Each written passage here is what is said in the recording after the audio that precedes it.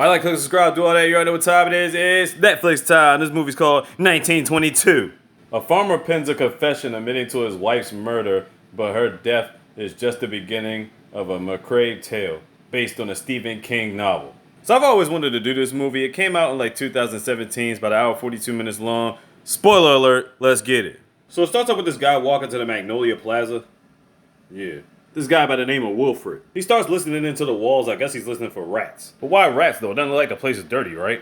After he does that, he goes back to his desk. He's writing some type of confession letter. Confession to what though? We don't know just yet. So the story goes like this. Wilfred has a wife named Arlette and a son named Henry. And they both lived on a farm, which they all worked on and had a healthy investment in. Actually, Wilfred and Hank worked on it. Arlette didn't do a whole lot of nothing, but she owned a share of it. Now at this point, Wilfred hates his wife because she wants to sell the farm and move it to the big city of Omaha and take her son with her. Wilfred thinks the big city is bullshit, and on top of that, he loves farming life. And she's already got a buyer in mind, this group called the Farmingtons, because they already got the money on deck. He's like, give me some time to think about it before you make your decision. I ain't gonna lie, that's an awesome and eerie vision of the sky. So their relationship pretty much been bad. She's trying to move to Omaha, trying to sell his land, and on top of that, take his son away from him. I think we're pretty much thinking the same thing. He finna kill this bitch. So he says call in the lawyers because he's not putting up without a fight. But he knows he's got no money to go against her in court with the Farringtons, as he's staring over toward the well in the backyard. He's got some evil intentions in his heart.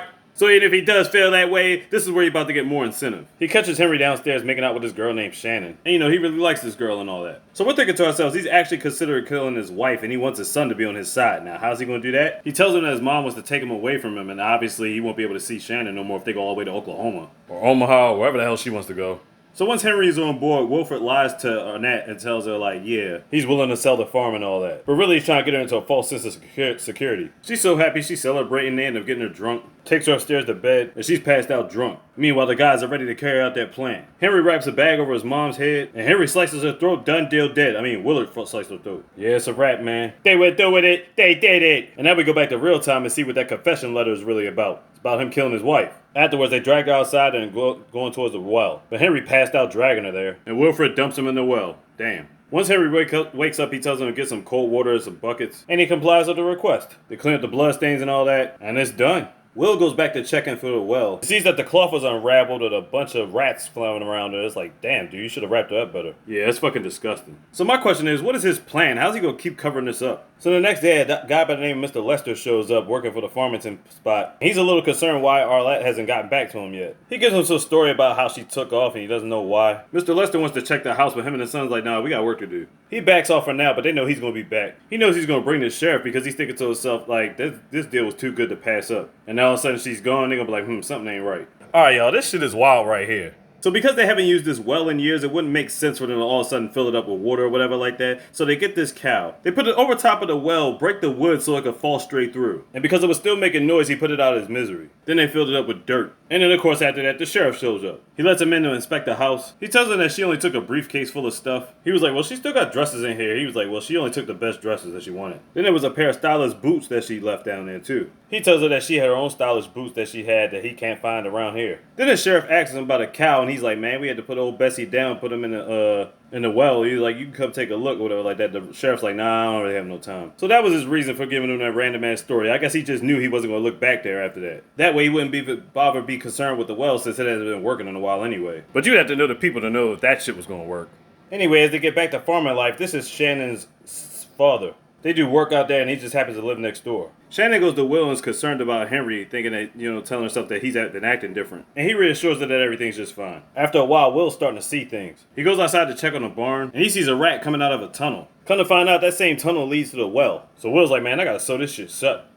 So then he gets back in the house. He sees a shadow of his wife. What in all of the fuck? But no, it's not her, it's just Henry. Next day, he mixes up some cement and shoves it down in the tunnel. Then we get back to real time and he's writing a confession letter. And he starts looking at this crack in the wall where I'm assuming he thinks rats are gonna pop out. So at this point, I think he's just hallucinating when it comes to the rats. Then we found out Henry gave Shannon the business. And he's about to have a kid on the way. He tried to ask his dad for money, but he ain't got no damn money. Now he's contemplating himself, should it have been another way? Could we have really sold the farm? But the whole purpose of keeping the farm is because he wants to leave it to Henry. So then Shannon's father comes to the house to speak to Will. He's like, look man, I need about $300, but I know you ain't got it. Like, at least give me like 75. And he's talking about possibly giving it up for adoption or sending her to Oklahoma or Omaha or whatever. So obviously Henry ain't gonna like this shit. So Henry heard everything and he plans on running off with Shannon. And of course him and his father get in this huge argument. Now I know you're thinking to yourself, Shannon's father only asked for $300, but keep in mind this was 1922.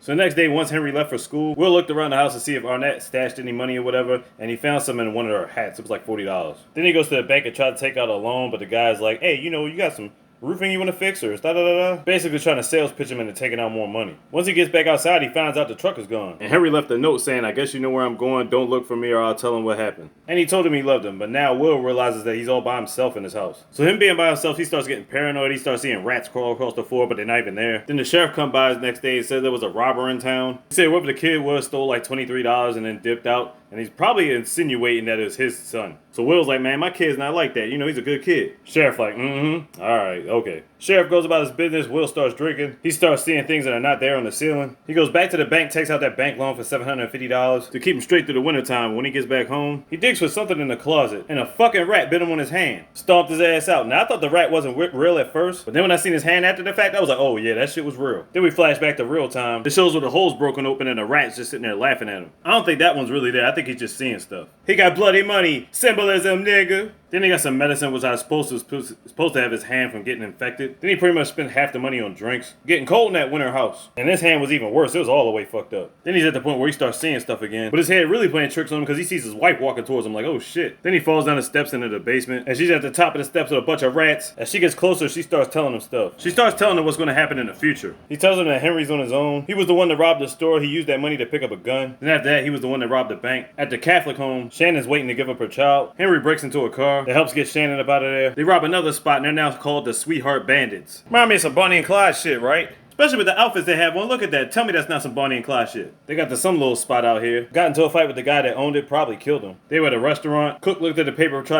probably figured out who they were. He probably tried to stick the place up again. But as they was leaving, the guy shot at Shannon and shot her in the stomach. Oh shit. She's all bleeding in the back of a truck. They crashed into a ditch, found this one house, telling her everything's gonna be alright. He's about to get some firewood, make it all warm. But in the process of doing that, she ends up dying. Henry's devastated beyond relief. He lays next to her as the fire's burning, and then what she tells Will afterwards breaks his heart. Henry ended up taking his own life by shooting himself. Next thing we know, Will's in the hospital where his hand is completely cut off at this point. I mean, they had to because it was too infected. So the sheriff comes back and gives us a report about finding missing teeth somewhere that they think happened to be his wife's. Which I'm not sure who they confused it with, but it pretty much leaves him in the clear, so obviously they're not going to check his barn. So after Will gets out the hospital, he waits for the train for them to bring back his son's body. I didn't know they did it like that back then, but okay. But his face was all the way messed up because the rats had got to it. So if you haven't guessed by now, the spirit animal for this movie are rats. Then later on they had Shannon's funeral. Then he gets back home and drinks himself to death again while he's got a cow in the house. I wasn't sure at first, but then I was convinced, yeah, he does have a cow in the house. Then he goes to his next door neighbor house wanting to give him the property or sell the property or whatever. Then he gives a speech about this land being cursed. He's like, both our kids gone, both our wives gone because my wife left me. And he's like, well, at least I got both my hands, so that's something. But even after that, he's still trying to sell it to him. He's like, man, I ain't got no money. Get the fuck off my porch and I'll never want to see you again. So as he's going back to his house, he finds the cow outside and he's freezing to death. He gets his rifle to finish it off. He looks down and he sees exactly 3 rats together. Symbolism, nigga. But who the rat's supposed to represent? Anyway, he goes back outside, takes out the cow. Then we go back to real time showing him writing again. As we've seen a bunch of rats in the room, obviously he's seeing things. So the aftermath was he had to sell the farm anyway for a ridiculously low price. And ironically, ended up going to Omaha to work there for about 18 months. For 2 years straight, he drank up his farm money on booze. Then we get a scene when he goes to the bank that his son robbed. It felt like he had to tell the cashier that 2 years ago his son was the one that did it. Then he starts reflecting back to his life on the farm, thinking to himself, this could have been handled differently. Yeah, you think? So he finished writing his letter. Oh, this is in real time. In real time, it was 1930. So this has been 8 years. And he basically had to stare at his conscience in his face. And the mice represent Nick, Shannon, and his wife. Or Henry, Shannon, and his wife. So there's a symbolism for you. So what do you think? Does he die after this? It leaves you to wonder, did he ever turn in that letter? Is his conscience haunting him for the rest of his life? Did the ghost really kill him? It leaves it up to your imagination. 1922 on Netflix. Check it out. Like, click, subscribe, do all that. You already know what time it is. Sleep easy, all easy, mister. Big. Could have got that slogan.